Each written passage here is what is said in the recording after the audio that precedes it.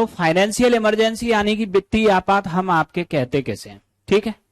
तो वित्तीय आपात मतलब सीधा सीधा सा जो श्रीलंका की स्थिति है, सरल शब्दों में कहें तो, ठीक। तो मतलब ऐसी स्थिति आ जाए कि सरकार पे अब पैसा ना बचे, ठीक है। तो कहां से आपके सैलरी दे सरकार, कहां से आपके स्कीम्स वेलफेयर चलाए, कहां से क्या करे, ये स्थिति होती है फाइनेंशियल इमरजेंसी, ठीक। तो अब आपके ग्राउंड अगर हम देखें तो फाइनेंशियल इमरजेंसी का ग्राउंड क्या है, जब देश की फाइनेंशियल क्रेडिट कम हो जाए। इसका मतलब यह है कि सरकार पे पैसा है नहीं और इसे अब कोई उधार भी नहीं दे रहा, लाइक श्रीलंका, ठीक है।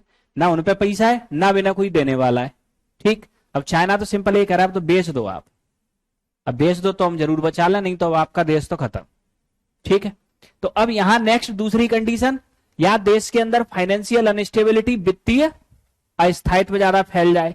वित्तीय अस्थायित्व का मतलब एक्सपेंस है, इनकम कुछ है ही नहीं, एक कंडीशन आ जाए। अब यहां याद रखना कि इन दोनों में से किसी भी एक ग्राउंड पे आपके जो प्रेसिडेंट है ये डिक्लेयर करेगा आपके क्या, फाइनेंशियल इमरजेंसी यानी कि वित्तीय आपात। अब नेक्स्ट यहां वित्तीय आपात में याद रखना, अब आपके अगर ये फाइनेंशियल इमरजेंसी डिक्लेयर की किसने, प्रेसिडेंट ने, और प्रेसिडेंट की ये डिक्लेरेशन आपके अगर पार्लियामेंट से 2 महीने के अंदर सिंपल मेजोरिटी से पास हो गई तो फाइनेंशियल इमरजेंसी डिक्लेयर हो जाएगी देश में इनडेफिनेट टाइम यानी कि अनिश्चित समय के लिए। ये एक बार में ही इनडेफिनेट टाइम के लिए आपके लागू होगी, ठीक। सस्पेंशन आपके कैसे होगा, राष्ट्रपति अपनी घोषणा को वापस ले ले, लेकिन इंडिया में आज तक आपके फाइनेंशियल इमरजेंसी लगाई नहीं गई है, ठीक है।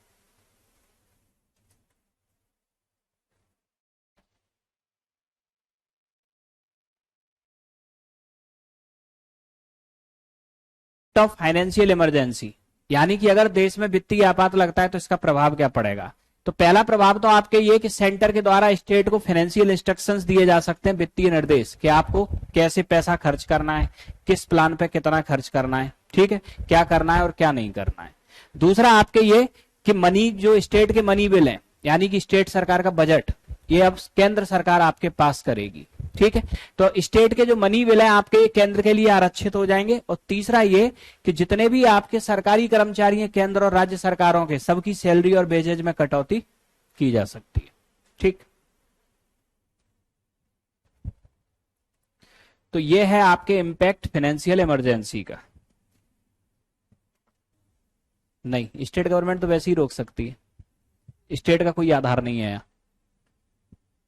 अब इसके बाद में नेक्स्ट समझना डिस्क्रिशनरी पावर ऑफ प्रेसिडेंट, राष्ट्रपति की विवेकीय शक्तियां। राष्ट्रपति की विवेकीय शक्ति है, इसको नोट करो फिर से समझे हम।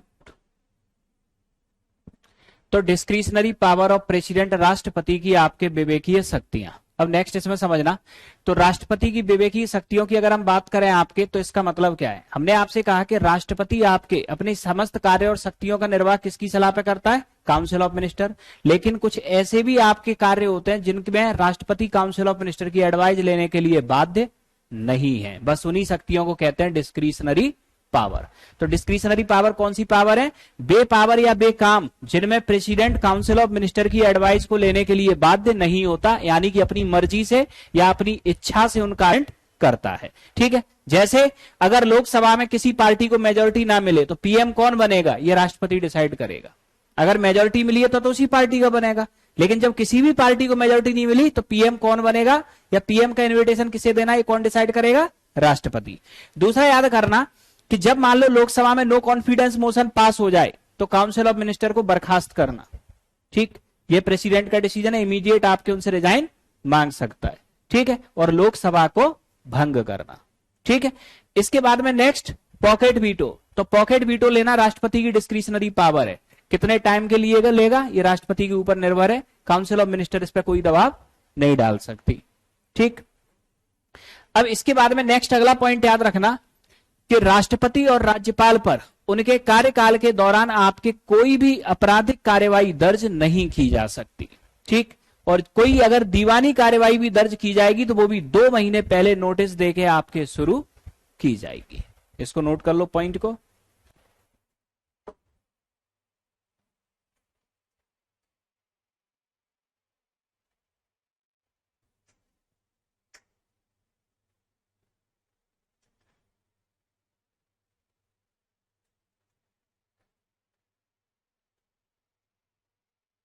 तो राष्ट्रपति और राज्यपाल पे आपके उनके कार्यकाल के दौरान आपके कोई भी आपराधिक कार्यवाही दर्ज नहीं की जा सकती। ठीक है, दीवानी कार्यवाही भी आपके 2 महीने पहले नोटिस देके दर्ज की जा सकती है।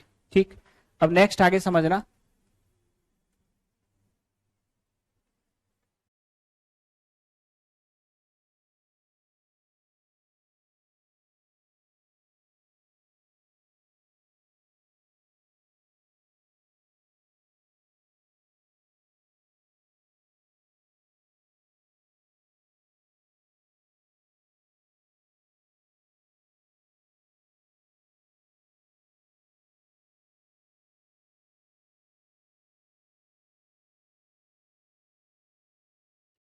तो नेक्स्ट टॉपिक आपके वाइस प्रेसिडेंट, उपराष्ट्रपति। नोट करो, वाइस प्रेसिडेंट क्या पूछो।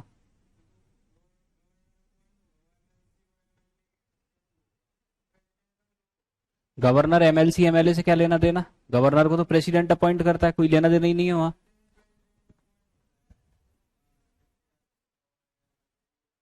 गवर्नर राष्ट्रपति के द्वारा नियुक्त होता है। गवर्नर आपके राजनीतिक व्यक्ति नहीं होता। राष्ट्रपति का अलग मैटर है, गवर्नर का अलग। जब गवर्नर आएगा तब समझना। राष्ट्रपति का चुनाव होता है, गवर्नर का कोई चुनाव नहीं होता। ठीक, कॉन्स्टिट्यूशन में इतना लिखा है, जिस व्यक्ति के आपके आईएएस के अटेम्प्ट खत्म हो गए और राष्ट्रपति उस व्यक्ति को चाहे तो किसी भी राज्य का राज्यपाल बना देगा, बस। ये राष्ट्रपति की इच्छा है कि किसको बनाना है, लेकिन राष्ट्रपति की इच्छा से पहले अमित शाह की और मोदी की इच्छा होनी चाहिए। ठीक है, अब नेक्स्ट आगे समझना। तो वाइस प्रेसिडेंट, उपराष्ट्रपति। उपराष्ट्रपति का अगर हम सामान्य प्रावधान देखें तो आर्टिकल 63 कहता है there shall be a vice president of India, Bharat का एक उपराष्ट्रपति होगा। ठीक, और आर्टिकल 64 कहता है कि जो भारत का उपराष्ट्रपति वो राज्यसभा की मीटिंग्स की अध्यक्षता करेगा। इसका मतलब वह राज्यसभा का पदेन सभापति होगा। ठीक है, लेकिन जो भारत का उपराष्ट्रपति होगा वो राज्यसभा का सदस्य नहीं होगा। भारत का जो उपराष्ट्रपति है वो राज्यसभा की मीटिंग की अध्यक्षता तो करेगा, लेकिन वो आपके राज्यसभा का सदस्य नहीं होगा। ठीक, ये क्या किसी का नहीं होगा। भारत का जो उपराष्ट्रपति है वो राज्यसभा का अध्यक्ष जरूर होता है, लेकिन राज्यसभा का सदस्य नहीं होता। ये नॉमिनल नहीं है, डी फैक्टो पूरा हेड होगा ये राज्यसभा का। क्वेश्चन यहां याद रखना, क्वेश्चन पूछते हैं कि लोकसभा का अध्यक्ष लोकसभा का सदस्य होता है? हाँ होता है, लेकिन राज्यसभा का अध्यक्ष या राज्यसभा का सभापति राज्यसभा का सदस्य नहीं होता। बस इतना ध्यान रखना, क्योंकि राज्यसभा का जो सभापति है वो वाइस प्रेसिडेंट है। ठीक है, और वाइस प्रेसिडेंट राज्यसभा की मीटिंगों की सिर्फ अध्यक्षता करता है, लेकिन मीटिंगों का वो आपके उनका सदस्य नहीं होता। बिल्कुल, आर्टिकल 63 में वर्णन है, कॉन्स्टिट्यूशनल बॉडी है। ठीक है, देखते हैं अभी तो यही देखा है ना। अब वाइस प्रेसिडेंट पद की आपकी योग्यताएं, तो पहले तो योग्यताएं समझ लो इसकी। तो योग्यताएं क्या है? भारत का नागरिक, आईएएस के अटेम्प्ट खत्म हो चुके हो, इसकी भी वही योग्यताएं। ठीक, इसके अलावा not hold any office of profit, किसी लाभ के पद पे ना हो, जैसे प्रेसिडेंट के लिए थी। इसके अलावा आपके उपराष्ट्रपति वह व्यक्ति बन सकता है जिसमें राज्यसभा का सदस्य बनने की योग्यता हो। राष्ट्रपति के केस में क्या था? राष्ट्रपति का चुनाव लड़ने के लिए लोकसभा का सदस्य बनने की योग्यता हो, और उपराष्ट्रपति का चुनाव लड़ने के लिए राज्यसभा का सदस्य बनने की योग्यता हो। ठीक, क्योंकि इसे आगे चल के राज्यसभा की अध्यक्षता करनी है। ठीक है, इसके बाद में आपके 20 एमपी इसे प्रपोज करें और 20 एमपी इसके नाम को सपोर्ट करें, 15,000 की जमानत राशि, तो ये अब आपके उपराष्ट्रपति पद के लिए क्या हो जाएगा? व्यक्ति खड़ा हो जाएगा। ठीक, इलेक्टोरल कलेजियम, इसको वोट कौन देगा? All member of Lok Sabha and Rajya Sabha, मतलब लोकसभा और राज्यसभा के इलेक्टेड और नॉमिनेटेड मेंबर इसे वोट देंगे। एमएलए इसके इलेक्शन में भाग नहीं लेंगे, जबकि राष्ट्रपति के में एमएलए भी भाग लेते हैं। तो इसको नोट करें, यहां तक कुछ नहीं होता। ये लोग आपस में चर्चा कर रहे हैं क्या बिल बनाना है क्या नहीं बनाना है। अध्यक्ष का काम होता है उस चर्चा का आयोजन कराना, शांतिपूर्ण ये चर्चाएं करें, और फिर जब वोटिंग होगी तो ये देखना कि आपके किसके वोट ज्यादा है, उस फेवर में फैसला सुना देना। दोनों के वोट बराबर हो जाएं तो एक अपना वोट किसी तरफ देके उस बिल को बनाना या नहीं बनाना ये डिसाइड कर लेना। करती तो सब सत्ताधारी पार्टी ही है।